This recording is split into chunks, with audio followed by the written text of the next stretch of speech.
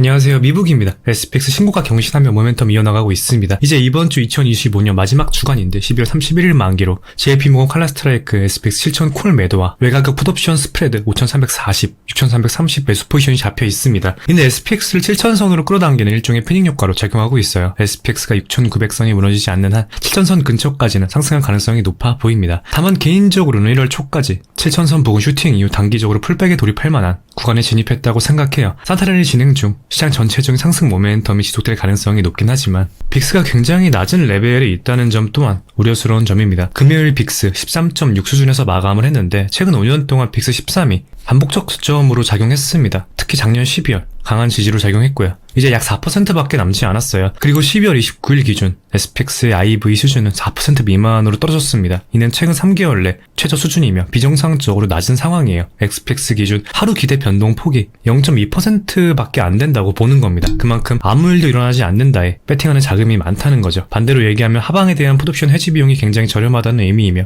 충분히 보험성 풋옵션이 들어올 만한 손익비적인 구간이라는 뜻입니다. JP모건의 강한 감마 물량이 시장을 지탱하는 25년도가 종료되고 이 포지션의 청산과 함께 시장의 단기적인 풀백 가능성을 보고 있습니다. 그 과정에서 빅스와 호응할 가능성이 높다 보고요. 당분간 최대 6800선 수준까지 눌림 가능성 열어두고 시장 체크하시면 좋을 것 같습니다. 암호화폐 시장은 디커플링이 되면서 전략이 사뭇 다릅니다. 거의 한 달 내내 같은 자리에서 행보하고 있는데 지난 금요일 일본의 CPI 발표가 있었고 예상치를 한참 하회하는 수치가 나왔습니다. 그 이후 일본의 유동성 살포에 대한 기대감이 작용하며 달러엔이 상승했고 비트코인도 슈팅이 나왔어요. 하지만 결국 윗골이 달며 마감했습니다. 하방으로도 무너지지 않지만 상방이 막힌 박스권 장세가 지속되고 있는 거죠. 개인적으로는 조만간 엄청난 변동성이 나올 가능성이 높다 보고 있습니다. 현재 10월 신고가부터 이어지는 하락 추세 저항 부근임과 동시에 비트코인과 반비례 가능성을 가지며 반대로 움직이는 테더 도미넌스가 상승 추세 지지 부근에 있습니다. 정확하게 맞물리는 상황이고 테더 도미넌스가 지지를 이탈한다면 매물대와 피보나치로 산정 시 대략 10%의 테더 도미넌스 하방룸이 열리게 돼요. 비트코인에 치환하면 대략 98에서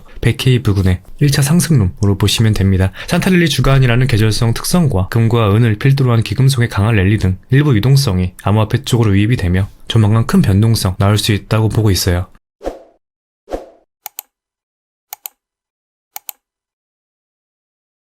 마지막으로 엔비디아 보면 금요일 콜월 190 수준에서 마감했습니다. 강조드리던 엔비디아 주요 빗각 강하게 돌파하며 마감했기에 최근 엔비디아 영상에서 말씀드렸듯 상승뷰 쪽으로 보고 있습니다. 옵션 특이사항을 보면 180과 190 콜 에스크 체결 대량 발생했어요. 특히 26년 1월 2일과 1월 16일 만기에 단순 해지가 아니라 방향성 콜 매수 성격의 배팅 자금이 많이 들어왔습니다. 또한 장중 190 돌파 후에도 콜 수요가 유지됐습니다. 보통 엔비디아는 콜월 근처에서 수요가 급감하는 경향이 있었는데 이번에는 유지가 됐어요. 이는 추세 추종 자금 유입 가능성을 시사해요. 동시에 200을 기준으로 한 콜 매도가 보이며 경계 신호도 포착하게 됩니다. 당장 200 위는 쉽지 않다는 시장의 집단적 인식이 강하지 않나 싶어요. 정리하면 단기 모멘텀은 분명히 강하지만 200 스트라이크에 쌓인 대규모 콜 매도 물량은 상단 속도를 제한하는 구조로 작용할 수 있습니다. 즉 방향은 위지만 직선적인 상승이 아니라 눌림과 속도 조절이 반복되는 구간이 나올 가능성이 더 높다고 봐요. 눌림 매수 및 레버리지 활용 유효하다 봅니다. 저는 화요일 장에서 엔비디아 레버리지 포지션 매수 진행했어요. 많이들 아시겠지만 엔비디아 레버리지 ETF는 대표적으로 엔비디엘이 있습니다.